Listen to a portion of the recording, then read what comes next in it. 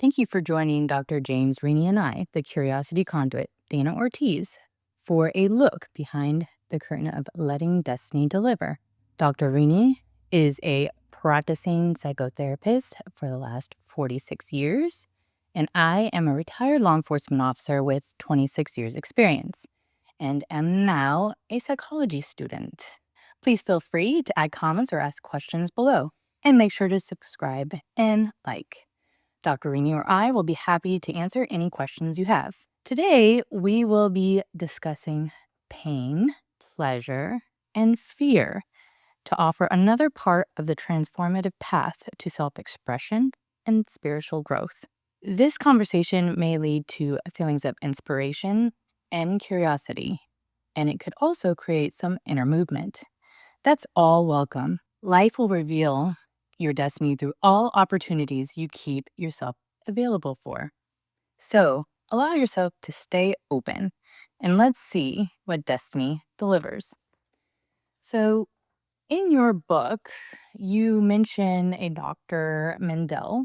And in looking him up, I was able to see that Dr. Arnold Mendel is a psychologist who developed process oriented psychology and focusing on how engaging with physical symptoms and pain can lead to personal insight and healing.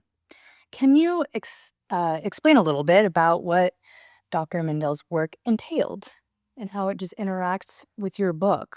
I think what Dr. Mendel noticed is that when people were in pain, they would do the opposite of what you would think. They would increase that pain.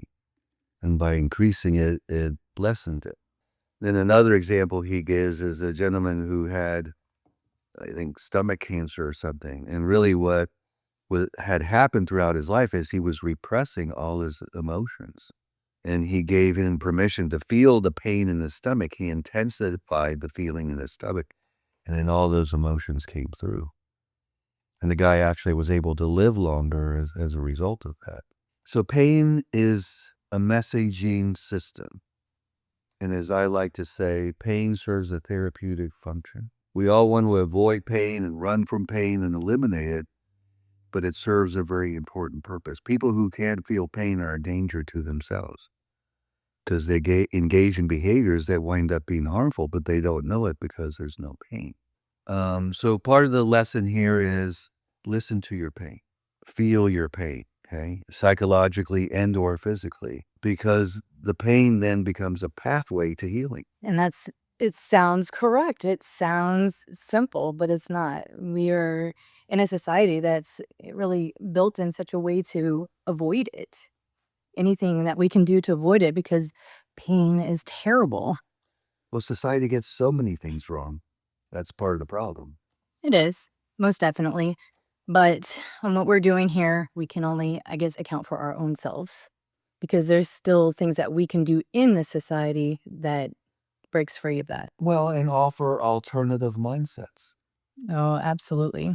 I will definitely circle back to mindsets in a little bit. I want to be able to move on to this next quote from your book. Pain, since it shares the same neurological pathways in the nervous system as aggression, often triggers hostility. The hostility or anger aroused by pain is often taken out on anyone in the line of fire, even if they had nothing to do with the cause of the pain. This response to pain, although natural nonetheless, can set off a chain reaction leading to a downward spiral. I can't imagine there's one person out there that this doesn't resonate with at some point in their life. But I would like you to elaborate on this with the most common examples that you see in your practice or you have over the years. Well, one that comes to mind is not necessarily my practice, but anybody is being hangry. Yet we get angry when we get hungry because pain shares the same neurological pathways as aggression. Okay. So that's an example. What's the expression? Misery loves company. Okay. So if we're in pain, we want other people to be in pain too. I'll give you an example of everyday life. When I was a teenager, a friend and I were riding, and he was driving and I was riding the car. And we were going down this 2-lane road under construction, and this car passes us. So he kind of lightly tapped on the horn saying, not a good idea. The car stopped in front of us, so we couldn't move, got out. We rolled up the windows, and he comes and he starts pounding the windows, trying to break them. So we reversed, went the other direction, and hid in a trailer park. And what we saw on the window was blood. This guy had just come out of a bar. This was in the middle of the day, probably had a bar fight and was angry. And so anything that anybody would do that upset him, he would then take that aggression out on them. So it's non-discriminating. The expression, bad day at work, you come home and you kick the dog. Oh, why you gotta use that one? Poor dog. I got a one. It's a metaphor. You don't really kick the dog. Oh, don't say that one. Use something else. Poor dog. I do have an example. Okay, good. And it's something I personally went through, but I know it does resonate with a lot of others. So you have the pain of losing a loved one, and you're not dealing with it in a healthy manner. And it just feels natural to go to that aggressive state. And this actually happened with me. I remember I was just walking down sidewalk, and it was literally in the middle of the night. And I was like, I dare somebody to come. Like, I wanted somebody to come attack me. I was just not in the best space. But I've seen so many of previous people that I worked with that was not able to process things in that same way. And people who I know, and for any law enforcement listeners, this is people on scenes where we've had it where somebody's died and then they're trying to fight us just because they don't know how to process it. And I think that this is where it stems from, right? Is that fair to say? Yeah. So it's just another way to. I would say that even a step further, that aggression can be on yourself. People hit themselves or, do things to hurt themselves because they're taking the aggression out on themselves because they're in pain. Yeah. So obviously that's not the way we want to deal with pain. Sometimes, yes, if you think about it, it was there to survive, because if we were in pain, it means we're probably being attacked, and you want a reflex reaction of fighting back. But we don't live under the same circumstances anymore. In this instance, these neurological pathways, is this where you can have the discussion of like aggression or anger is secondary to the pain, or is it separate, sharing the same neurological pathways? It shares the same neurological pathways. That's why they tend to both happen at the same time. Okay. What we have to do is learn how to regulate that aggression rather than act on it. And what are some ways to do that? Well, the best way is to pause, to think through the consequences of what you're going to do. When we are feeling that way, we're very impulsive. We don't think about the consequences of our actions if we do that. Think about it afterwards, okay? But afterwards is too late. So it's kind of stopping, pausing, thinking what's going to happen if I do this? What's it going to do to my life? Well, I'd like to reverse it too, because I think there's work that can be done prior to this as well that would help, right? As far as having better communication with yourself and being able to catch certain feelings before it gets to that aggressive state. Is that something that could happen? I don't know. No, I think you have a good point, but I think they work hand in hand. Okay. As you learn to regulate your aggression, then you're going to get better at it and it's going to be easier. But you have to practice something. You have to practice the language to be able to speak the language. Because again, we're instinctively born with the ability to fight or flight, and we're neurologically wired to meet pain with aggression. So the part of the brain, which is the cortex, which is the part of the brain that allows us to mediate these impulses. That's why the pause is important and thinking about the consequences, because it's no, maybe I don't want to do that. Okay. So to learn behavior to overcome the neurological and biological wiring that we have. Okay. I like that. So, it gives any listener some homework to practice. Yes. I like that. Okay, I'm going to read another quote from your book. Fear, the most common form of pain, is the greatest threat to spirituality. Fear can produce chain reactions that not only block, but also distort moral and spiritual development. Fear is faith's opposing force and creates limited beliefs. What? What? Hold on. What? Okay. Fear is faith's opposing force. So we were learning about opposing forces, right? I found this one to be very fascinating. And how is this the opposing force of it, right? So it says it creates Limited beliefs. limited beliefs in the mindsets. Well, I say fear. I don't know that people associate fear as a form of pain. No, that actually was something that surprised me. Yeah. So I am, because fear is pretty painful. People like to be safe. That feels good. Fear feels bad. And why fear is the greatest threat to spirituality is because fear tends to shut us down. Fear tends to disable us, depotentiate us, take the potential out of us, because we're protecting ourselves from that which we think we're afraid of. Where faith is just the opposite. It allows us to transcend our fears. As people, missionaries will go to places and God is going to take care of me. He's going to keep me safe. So that faith allows them to go into places that fear wouldn't allow them to go. So if what you're saying is true, that fear increases limiting beliefs, then that would mean or suggest that faith breaks down the barriers of limiting beliefs or limited beliefs. Yes, it unlimits you. It unlimits you, You become unlimited. breaking those chains from yourself. And when we were talking about faith, that can apply to so many things. I mean, we had an episode talking about faith in the unconscious. Is that what you mean? Faith in is itself is a process. It's a powerful it's like hope. And when you have faith, you are more likely to overcome adversity and obstacles.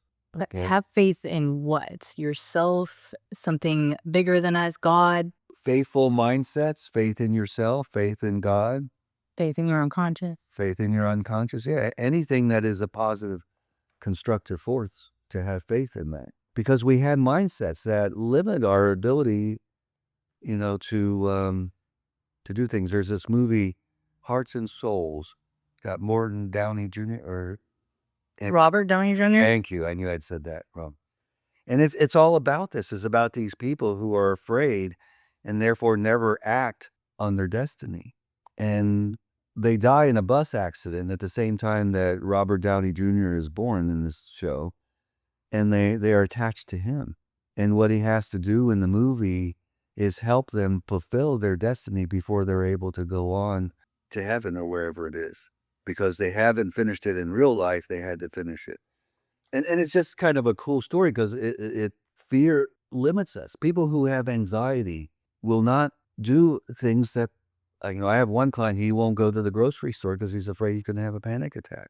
He won't go anywhere unless his mother's with him. And this is a 35-year-old man. Well, I mean, there is something to self-fulfilling prophecies as well. But it's very typical. Anyone who's had a panic attack or anxiety attack, from that point on, they forever worry that they're going to have another one. And before that, they never thought about it. And then it limits them because, well, what if the what if, that's the great, fearful statement. What if I have a panic attack? So I stay home. And the worst part of that is giving into fear only strengthens fear, makes you more fearful of what it is you're afraid of, and especially anxiety. And I think it increases anxiety because anxiety also appears when we're not taking action, because anxiety is all about action. Your heart starts beating faster so it can pump the oxygen to your muscles quicker so you can fight or flight. That's the whole point of anxiety. So if we're stuck in neutral and stepping on the gas, we're going to have a lot of RPMs, but we're not going to be moving anywhere. So when you see somebody like that, who's stuck like that, right? It would be a key indicator that they're not trusting themselves, not having faith in their unconscious, not having positive mindsets. Would that be accurate? Well, any one of those. It could be just one little thing sometimes that holds a person back. I had a client in She went out for track in middle school, I think it was. And the coach goes, "You're going out for track?" He goes, "You're too fat." Guess what? She became bulimic after that. No, that's terrible. So it can be something as simple as that in therapy, if you fix, then they're all better. I mean, but you got to find that one little thing. But then, yes, other problems pile on if it isn't addressed. Okay, so let me say this before we move on. Okay. Okay, depression and anxiety go together. Okay. Because they're both telling us we're stuck. Okay, the depression puts us in park and we can't seem to shift gears. Anxiety is telling us we're in neutral and the engine's revving. So if you can put it in park, get moving, then both the depression and anxiety will lift if you're moving in the right direction. Problem with anxiety and depression is they're ambiguous. You can't, they don't really tell you what it is you have to work on. Sleep, hunger, thirst, you kind of know what it is you need to work on. Those are pains that are very specific and very clear, where anxiety is not. Especially since a lot of, all this is unconscious depression and anxiety, because it's your unconscious mind trying to tell you something you need to know. That's why depression and anxiety go together, because they are trying to prompt you into action. And usually when we feel pain, if you're hungry, you seek food. When you're thirsty, you seek something to hydrate. So if we're depressed and anxious, we would think we would seek something that makes us feel better or resolves the anxiety. Well, and I think this is, something that's perfect that leads us right into the next quote. It says, "The value of pain lies in its power to motivate change. The value of pleasure lies in its ability to produce good feelings and states of heightened perception. Pleasure not only reinforces our efforts to meet our needs, it also produces feelings that lead to states of creativity and healing." So we're talking about pain, pleasure, the feelings. Now, I have a question. I have a couple of these here. One of them, pleasure. Pleasure has gotten me in trouble so much in my life. But are we talking all pleasure, lower tier, higher tier? Like, what are we talking about there? Like, what kind of pleasure? Well, obviously, pleasures that are nurturing and growthful versus toxic and, self-absorbing. Very good. I love that. Distinction there is excellent. It says the value of pain lies in its power to motivate change. This speaks to me so much. Being able to feel even an ounce of pain starting or feeling uncomfortable just lets me be able to address what's happening, because I've been practicing it and practicing listening to myself. But you have somebody who's, for instance, whether they're depressed or stuck or something like that, could it manifest into making their body feel like it's in pain? Oh, absolutely. Okay, and how would this happen? Depends on the individual. Okay. One of the ways that our psychic system works is that when we're not getting the message or not dealing with our pain or our feelings, then it produces some sort of physical problem. Like the story of None of Your Lip, where the guy's lips swelled up because he wasn't confronting his dad. And the symptoms very much are symbolic of what's wrong. Like if you have a hemorrhoid, if you have a pain in the neck, or your shoulders hurt, too much the shoulder, or somebody's a pain in your butt or a pain in your neck. And what if they're sitting right next to me? What am I supposed to do? Just kidding. Go ahead. Well, pain serves a therapeutic purpose. So, I'll give you a specific example. I had a client many years ago who had a motorcycle and a child, and he was a drinker. And one day he rode his motorcycle. He was inebriated, and he had his son on the bike. Oh, Had an accident. Could have killed his son. Never drank again. The pain of thinking that he could have killed his son was enough to get him to stop drinking. And that's huge if you think about it. People, it takes a lot to get people to stop drinking if they like alcohol.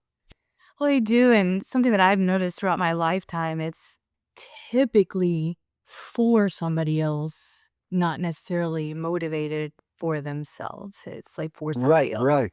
And that's where it's wrong when people say you should want to change for yourself, not for somebody else. No. I mean, that sounds great, but it's not true. See, I love you like debunking this myth because I've even said that myself, like, because it makes sense. No, there's so many people that have been alcoholics that were it not for their partner telling them they have to stop drinking, they would never drink. And of course, it was the best decision they ever made. Anthony Hopkins, the actor, is one example. Okay, so my question with that is if somebody does stop toxic behavior or something like that for somebody else, would it be correct in saying that it is okay to do that because then it allows them the time to be able to be more clear minded and do positive things and connect with themselves after that? Well, it creates motivation, the power to motivate change. Like other example is I've had are females that are, pretty wild and crazy, and then they get pregnant and they totally change their lives because they want to provide a stable life for their child. And so they take out all those things that are going to be potentially dangerous to them or the child because they also want to be around for the child. It's somebody has to take care Of of. course. So it's a change in mindset. You change your thinking, that changes your perception and your values and what is intrinsically important to you. So I want to give you an opportunity to give an example of how to do that. If you don't have one, I have one, and it's something I heard recently. It's super quick to give an example, but go ahead on like how to change your mindset. Well, I want to hear yours first. Okay, well I'm stealing it, so it's Yeah. not mine. I'm All right. stealing it, Yeah. and I've heard it in the past. So I was like, this is good to say again. So if I were to say to you, look for everything that's pink in the room. Do you know where I'm going with this? No. Okay. So look at this whole room and look at everything pink. Okay. Yeah. All right. Now tell me everything that's blue. Okay. Well, this is your office, so it's kind of not fair, but you get my point here. And you're going to say, well, I'm not sure, but you could tell me everything that was Yeah, pink. that's a very good example. And It so creates a mindset. it does. And the point of it is, right. But now when you start to look, okay, start looking at all the blue. So when you start looking and putting in your mind what you're looking for, you'll start to see it. Exactly. And so that's how it works, as I believe, and that's how it works. That's very good because it's the opposite. Like I've said, mindsets create blind spots, and the ability to shift mindsets creates awareness. I like that. So flexibility opens doors. It certainly does. Yeah. As opposed to rigidity creates deterioration. How can we each find ways to use both pain and pleasure as tools for personal growth and healing, rather than letting them distract us from our true potential? Well, that goes back to the inner core. Love is very pleasurable. Being able to accomplish things and succeed and be yourself, all those things are pleasurable. Being kind to people, making them feel good. So there's all kinds of pleasures that are positive and mutually beneficial. The pleasures that are dangerous are the ones that I would categorize as being selfish. Really, no one benefits, so to speak, other than you. If you're drunk, no one else is benefiting from you being drunk. Yeah. Okay. Except you, if if you see that as a benefit. So anything toxic only benefits the person that's doing that. Now, see, one of the things I would say, and this goes to a statement earlier in that quote, is pleasure leads to states of healing and creativity. And I think that's why people pursue pleasure, like drugs and alcohol, because initially we're more creative. We feel better. Okay. But of course, it's toxic. So it winds up causing deterioration. Watching the tides come in and out is nice, but it's also causing beach erosion. Okay. So people seek out drugs and alcohol because it hides their creativity. I know actors who like to drink a little bit before they go on stage. Okay. Or writers like to smoke pot or whatever because they feel it makes them more creative. So finding those heightened states that can produce the healing creativity without the toxicity. I'm thinking of those, massive churches where you have a healer and it creates heightened states. So it's legitimately heal people because of the heightened states that are created by the thousands of people, and the focus is on you and the attention is on you. And then the person touches you in a certain way that's supposed to be healing, and can be powerful just because of the heightened state. So, if you're looking for that answer through drugs and alcohol, the problem is it is putting you under the illusion that that heightened state is going to give you the answer. So looking for a more natural heightened state, like people like to run because they get high off running, runner's high. I do it with weightlifting. Yeah. Like Olympic weightlifting. Definitely get high off that. All right, so how can we find ways? Well, I think the best way to answer that is by noticing what effect the ways you use pain and pleasure have on yourself and others. Like somebody may cheat on their wife, gives them pleasure. But think about the effect that that's going to have on their wife as a way to temper seeking pleasure in that way. Because you've loved the person, you're not wanting to cause them pain. Of course, their pain is going to come back and be your pain. It's good stuff there. If you're not happy with your marriage, get out of it and then pursue what you need. And then you have the pleasure of doing it the moral and ethical way. I can attest to that. Being a real cop, divorced twice. You're only just a cop if you're divorced once. You're a real one when you're divorced twice. And I will say, if you think the finances are an issue, you have to stay for the money. No, everybody figures it out. Cops are smart. And you figure it out. And you figure it out with this partner if you don't want to be there. Or how about you do things to try to work on stuff? But with that said, would you like to add anything else? Because we are at the end. Not that I could think of in the moment. Okay. Thank you for joining Dr. Rini and I on this journey behind the curtain of letting destiny deliver. Join us next time as we will be discussing Norman Cousins and explore how positive emotions and laughter can play a powerful role in healing. Remember, questions or comments are welcome below. Now ask yourself, what part of your life might destiny be trying to speak through right now? Keep exploring, stay curious, and remember, destiny isn't something you chase, it's something you allow. Until next time, be well.